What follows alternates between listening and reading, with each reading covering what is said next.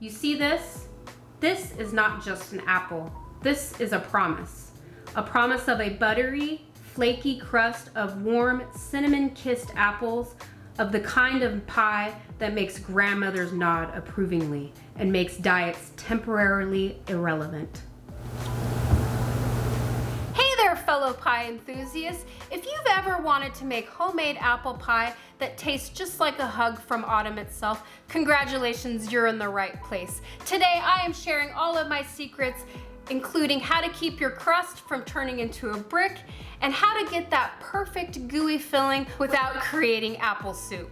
And yes, there will be butter. Lots of butter. So stick around, because by the end of this video, you'll be making apple pie so good, people will start inviting you to parties just for dessert duty. Grab your ingredients, preheat your oven, and let's get baking.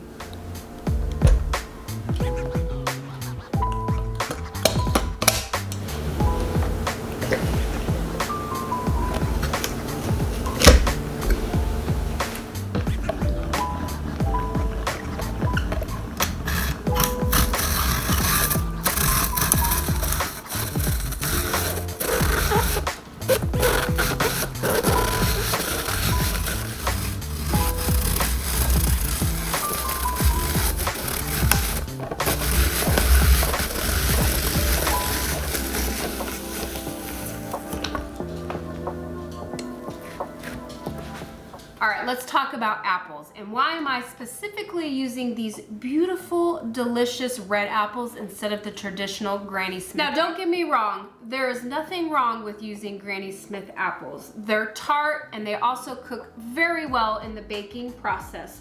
But have you ever eaten one raw? It's like nature's prank. It's so sour, it makes you question your life choices. These, on the other hand, sweet, juicy, and won't make your face pucker like you just licked a lemon. Plus, I won't have to add an entire bag of sugar just to make these edible. And besides, with enough cinnamon and butter and love, any apple can be apple pie. And these red apples, they're ready for their moment of glory. Sorry, Granny Smith, maybe next time.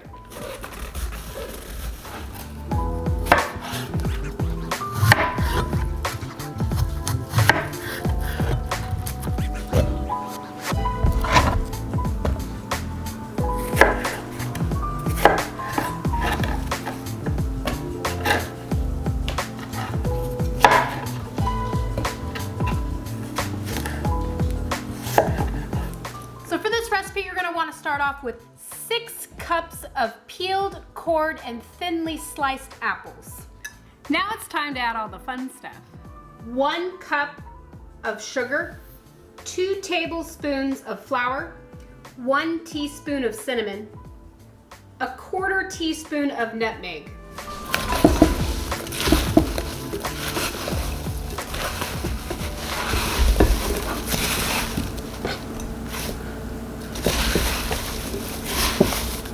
Want to keep mixing your apples with your cinnamon sugary goodness until all the apples seem to be coated in all of those sugary goodness. Once all the apples are coated in that sugary cinnamony goodness, we're going to want to set this off to the side and kind of let some of that sugar work with the apples and get another bowl out, because it is time to make the crust. Now, for this apple pie, we are going to be making a double pie crust. So you're going to want to start off with 2½ cups of flour, 1 teaspoon of salt, 1 tablespoon of sugar, but that is totally optional, 1 cup of cold cut butter or 2 sticks. Now for this part, you're either going to want to use a pastry cutter or a fork, whichever one you have, and you're going to want to kind of mix that butter into that flour sugar mixture until it kind of resembles like a crumb-like texture.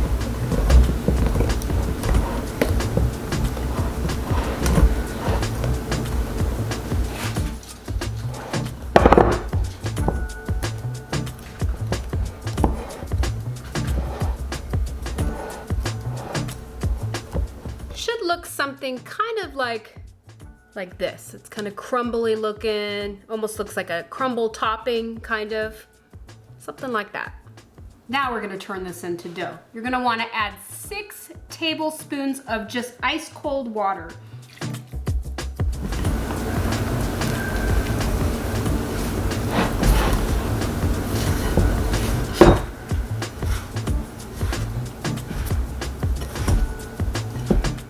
So while you're mixing this, you're just gonna wanna make sure that water is really getting in there and getting all that flour and butter all mixed up. Now you may need to add just a little bit more water, and that's perfectly okay. If you find that it's just not really holding together very well, you can go ahead and add 1 tablespoon at a time until you get to the right amount of water that you need. But it's looking like 6 is gonna do me good. Sometimes you need to add a little more. Once all the water is mixed in there, you should have something that looks just like a little dough ball. Gonna wanna split that dough pretty good in half. Like I mentioned, we are making a double pie crust. You wanna divide it into 2 equal parts. And I say it's time to get messy.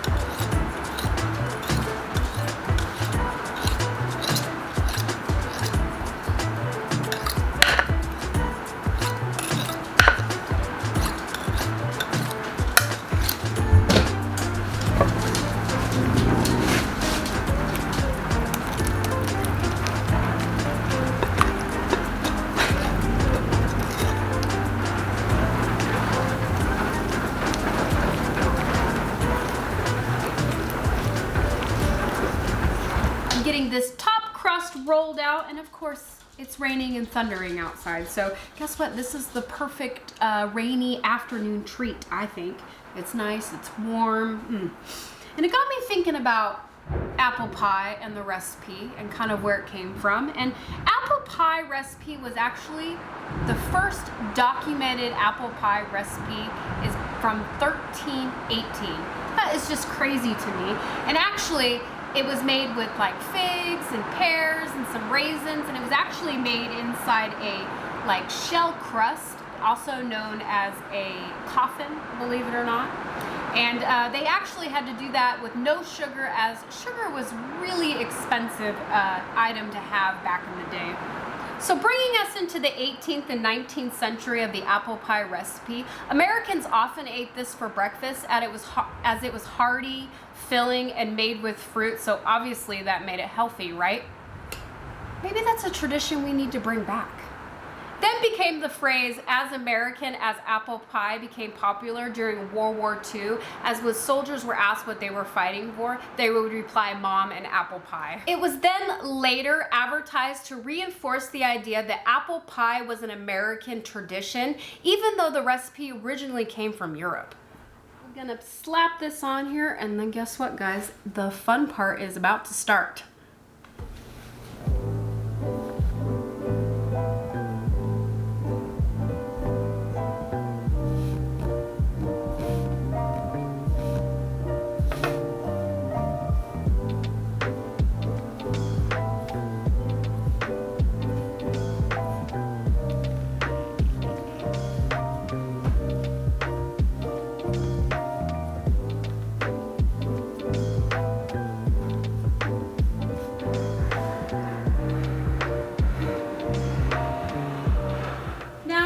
creative part. We need to cut some air vents into this.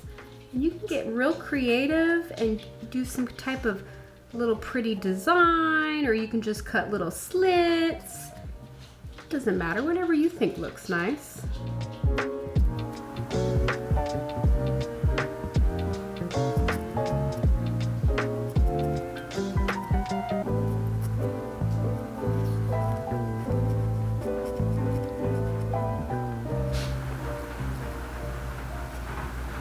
So here is my secret to making the perfect apple pie. Before you throw it in the oven, you're gonna wanna wrap the edges with this aluminum foil. Make sure you get it all the way around the edges of your pie pan. It will make the perfect apple pie every time.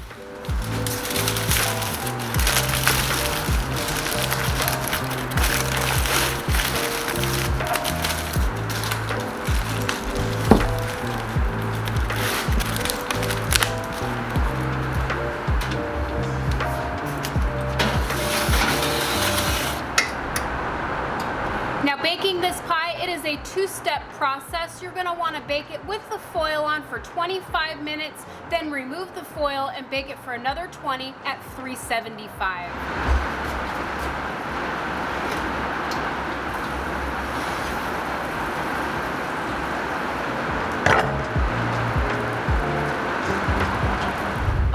Folks, that's it. We took a bunch of apples and turned them into pure magic.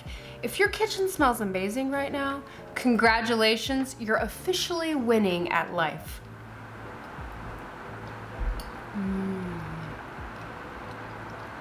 Yep.